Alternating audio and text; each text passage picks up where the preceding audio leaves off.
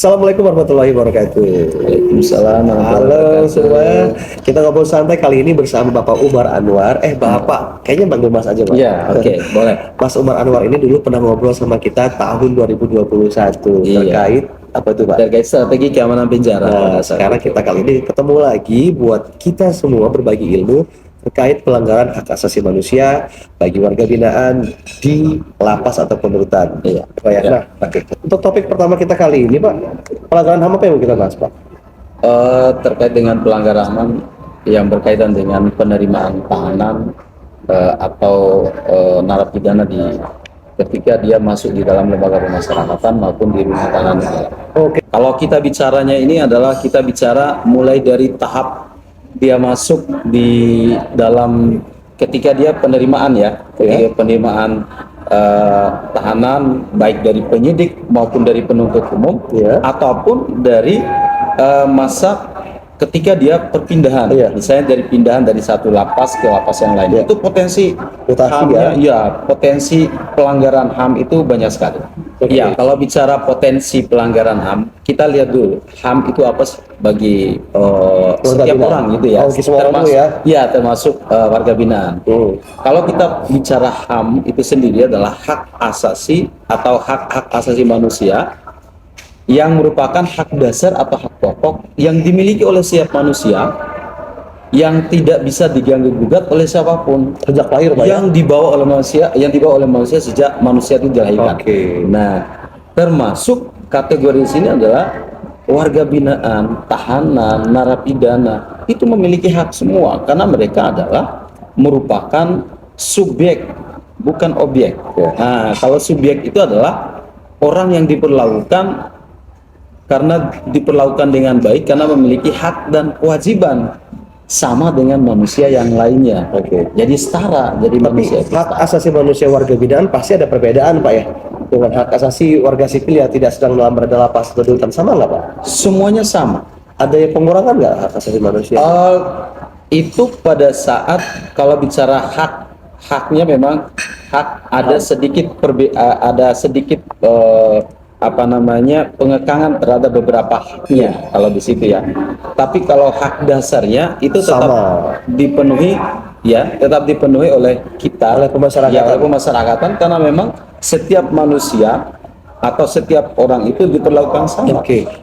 Oh, ini yang suka salah pemahaman nih Pak. Bagi sebagian orang mungkin berpikir HAM-nya kalau misalnya masuk lapas atau rutan berubah nih. Sebenarnya hak asasi manusia dasarnya itu sama semua. Cuma bedanya kalau ketika dia masuk ke masyarakatan yang memberikan haknya itu adalah kewajiban dari hak dan kewajiban sesuai dengan aturan atau ketentuan dalam undang-undang. Tapi memang ada ini yang terkadang menjadi mindset beberapa generasi muda pemasyarakatan Pak.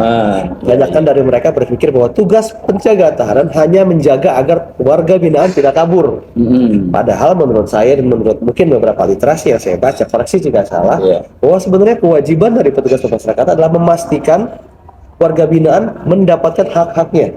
Benar. Kesehatan, keamanan, keselamatan, dan lain-lainnya. Kita kembali ke soal yang topik pertama tadi nih. Nah, potensi pelanggaran HAM pada saat penerimaan warga binaan, Pak. Baik dari mutasi ataupun penerimaan dari kepolisian atau kejaksaan. Apa aja tuh, Pak? Ketika petugas tidak mengikuti SOP.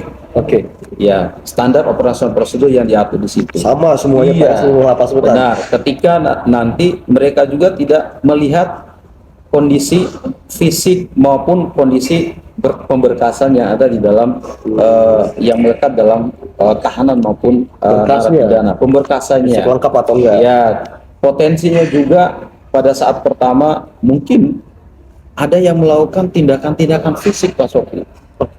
Tindakan fisik yang mungkin pada saat pertama karena dianggap mungkin orang baru, penghuni baru atau yang lain, bisa saja pelanggaran itu bisa terjadi oleh siapapun atau bisa dilakukan oleh oknum manapun. Ini perlu diketahui banget oleh para pegawai masyarakat, terutama adik-adik generasi baru nih, karena terkadang faktor kebiasaan itu menjadi sebuah peraturan tidak tertulis nih Pak. Biasanya kalau tahanan baru suruh jalan begini, tahanan baru harus lepas begini. Itu selama ini dilaksanakan seperti itu. Jadi jangan membiasakan sesuatu hal yang sebenarnya tidak dalam aturan. Oh, jangan membatalkan hal yang sudah terbiasa Pak ya. Jadi biasakanlah menggunakan sesuai dengan aturan. Iya. Ya, jadi aturan-aturan SOP yang sudah disiapkan itu yang dijalankan dan dibiasakan. Iya. Bukan membiasakan hal yang tidak baik. SOP ini ada pada dokumen apa Pak? Kalau SOP itu sebenarnya pada Direktorat Jenderal Pemasyarakatan juga sudah membuat SOP penerimaan, ya, penempatan dan lain-lain seperti itu. Dan juga bisa juga dibuat oleh setiap lapas dan rutan yang ada di seluruh Indonesia. Berpedoman pada peraturan yang sudah ada di Benar. atasnya Jadi ya. penggunaan SOP itu bisa mengacu kepada pedoman yang ada di atasnya maupun Undang-Undang Nomor 22 Tahun 2022. Yang terbaru tentang Iya, yang pemasyarakatan ya. terbaru, benar. Kalau misalnya kalau nggak salah itu ada dalam PP yang nomor berapa? 31 ya Pak. Itu masih Kalau PP 31 tentang pembinaan, Mbak ya. Kemudian ada juga yang lebih khusus 99. Permen Kumham nomor 33 tahun 2015 tentang pengamanan lapas dan rutan. Ada juga PP yang nomor 58 tahun 99 Pak. Ini sama di mereka. Iya. Tentang pembinaan Perawatan. Iya. Perawatan jadi sama lah ya semua itu bisa kita gabungkan Pak ya. Bisa. Tapi yang penting kita menggunakan SOP itu kan kita kan harus standarnya ada standar undang-undang ya. Iya. Mulai dari konstitusi, undang-undang diturunkan menjadi peraturan-peraturan yang bisa dijalankan di bawahnya. Baru nanti baik Permen Kumham ya maupun peraturan Direktorat Jenderal sampai ke peraturan kepala lapas itu turunannya seperti itu. Sehingga nanti pada saat pembuatan SOP itu jelas terstruktur bahwa peraturan itu dibuat sesuai dengan hierarki perundang-undangan. Ya. Tapi saya tertarik dengan pelanggaran tidak diperiksanya dokumen warga binaan itu bisa diperjelas nggak Pak? Iya. Mengapa bisa dibilang itu pelanggaran HAM? Ketika seseorang ditangkap, Iya. ditahan, diproses dalam suatu peradilan atau ditahan dalam suatu hal tertentu karena dianggap melakukan suatu pelanggaran pidana atau pelanggaran suatu kejahatan, tetapi tidak ada dokumen resmi yang dianggap layak dan resmi dikeluarkan oleh si penahan, maka kita tidak berhak untuk menerima tahanan itu, Pak. Kembalikan. Nanti kenanya pelanggaran HAM itu akan terjadi ke pelanggaran HAM ke pihak lapas atau rutan, karena padahal pelanggarannya dilakukan oleh pihak sebelumnya. Jadi tidak boleh mengambil ataupun menerima seorang tahanan maupun seorang tahanan, penyidik maupun penuntut umum apabila tidak didukung dengan surat-surat yang sah. Termasuk pemeriksaan kesehatan, Pak. Termasuk harus lihat kesehatannya, dari badannya harus diperiksa semua, penggeledahan itu. Jadi tidak hanya sekedar berdiri bolak-balik, balik kanan balik kiri, oke udah aman, oke catat. Kamu sakit perut nggak?